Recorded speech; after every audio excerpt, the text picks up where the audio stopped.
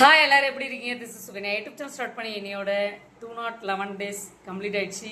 So I am very glad, மகிழ்ச்சிங்க. என்னோட channel முன்னை பற்றி திங்கப்படுவது உங்களுக்கே தெரியும். எந்த ஒரு விஷயத்தை ஸ்டார்ட் பண்ணலாம். திஸ் இஸ் மாம் பத்மாவதி உங்களை நினச்சி ஸ்டார்ட் பண்ணுறேன். ஸோ இன்றைக்கி ரொம்ப ரொம்ப இம்பார்ட்டண்டான பதிவு, இம்பார்ட்டண்டான டாபிக் என்னங்க, மைண்டு, மனம்.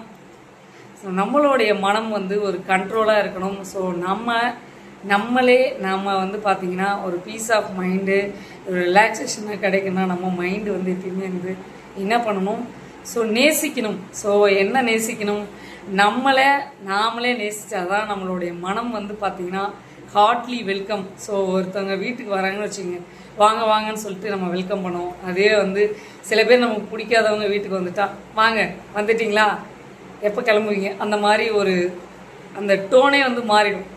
ஸோ அந்த மாதிரி தான் லைஃப்பில் எப்பயுமே சரி, இந்த மைண்ட், இந்த மனம்ன்றது அவங்க கண்ட்ரோலில் வச்சுக்கோங்க. உங்கள் கண்ட்ரோலில் இருக்கிற வரைக்கும் அந்த மனம் எப்பயுமே ஹாப்பியாக வச்சுக்கோங்க, மகிழ்ச்சியாக வச்சுக்கோங்க. நாமளும் சந்தோஷமாக இருக்கணும், மற்றவங்களையும் மகிழ்வித்து ஹாப்பியாக இருக்கணும்.